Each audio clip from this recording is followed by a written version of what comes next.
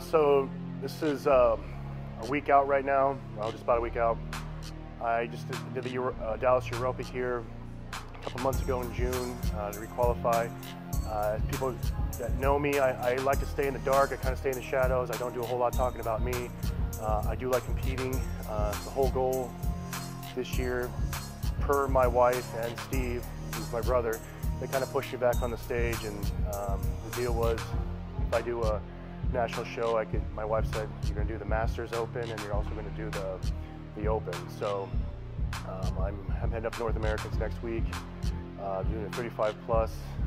Yes, I'm old, getting up there. And then also we're doing the Open. So hoping for the best. I feel good, other than the head cold I got down from seeing my buddy Steve compete here at the Wings of Strength. But I feel okay. I'm a little run down, but I feel good. It's been a good prep.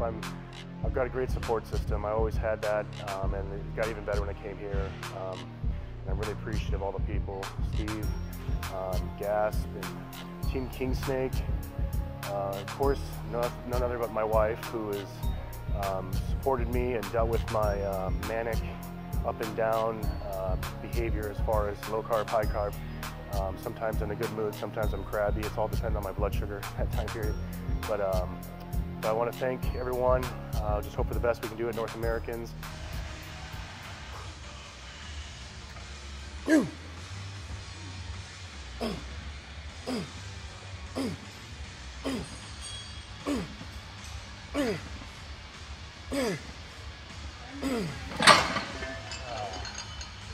At this time point, the first one or two really don't feel that heavy. It's the 6, 7, 8, 9, 10 that feel heavy because you're out of energy, out of glycogen, and so pretty depleted. And my prep usually consists of 2-a-day cardio bouts. I do some interval stuff in the morning, higher intensity interval stuff, and then some low to moderate, just walking steady state post-workout.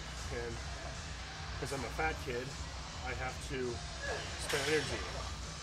And once I get my metabolism up to a certain point, then I can make changes. But until I get to that point, fatty here doesn't change much, so I have to do that. So now the cost of that is my ability, energy standpoint for training. So I mean, like I said, I can do a couple reps, but my strength usually dips off. Again, bodybuilding is not strength training, it's bodybuilding.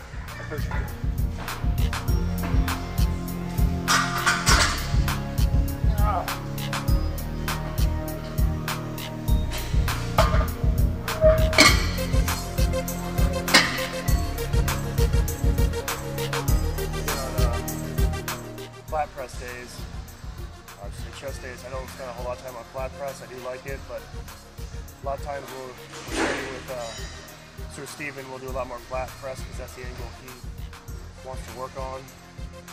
I usually don't go too heavy. Those days of trying to move a lot of weight for me, this one kind of does bother my AC joint a little bit, but yeah, I'm just trying to train to stimulate muscle tissue. So a lot of my chest days will do 3 to 4 exercises, if that, and I call it a day. Everyone's got a body part that just seems to respond either with or without the stimulus, and that one seems to be mine. So I just kind of do a little bit here and there, and just don't want to spend a whole lot of time on it. I really work on the body parts that need to be required to have more of a symmetrical look, and chest is not one of those things. It's a great body part, but for me, I want to focus on things I need to focus on, not ego lift on chest day. In my experience, during a certain range of motion, there is greater muscle activation of a certain muscle opposed to a full range of motion. For instance, on this movement, if I fully extend my elbows, does it become more of a tricep movement? More so tricep, less pectoralis major. On an incline press, depending on my hand placement, depending on a lot of different factors, could the anterior deltoid become more of a prime mover than the pectoralis major? Now, if you biomechanically eliminate that through your range of motion, can you enhance the muscle activation of the muscle group, the prime mover you're trying to train? Every muscle group, large muscle group for that matter, can be the same way. Squat movement. Everyone has that ass to grass theory. Well, what muscle is being activated greater at the lowest portion of the squat? What muscle group are you trying to train? It becomes a more in-depth question than just do this and this will come out of it.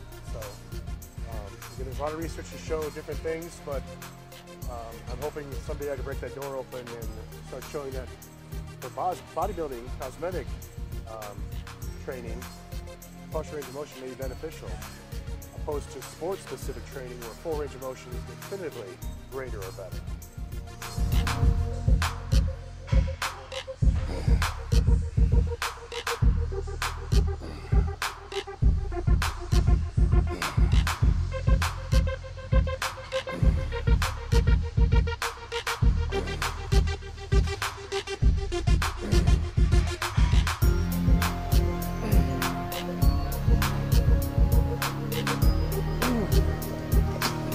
Movement I name are called the FLESS, F-L-E-S-S. So you have a fly and a press, FLESS, ha ha ha ha. Anyways, I don't know if anyone's ever seen it. It's a carrying machine or a hammer strength machine where it has a, I know the Gold Gym out in California had it, where it's a mobile, you can actually press and come in together.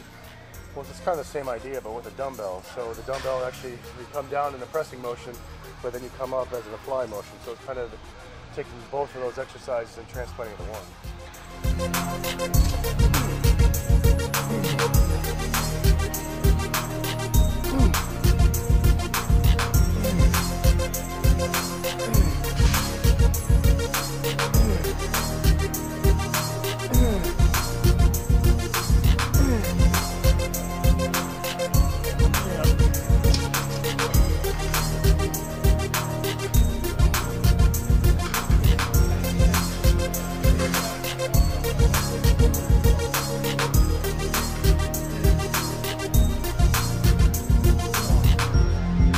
Thank everybody. Hope to see some of you at North Americans.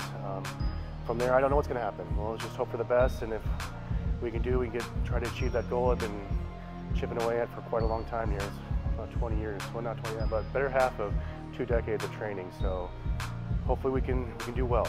So thank you guys, and thank you, MD.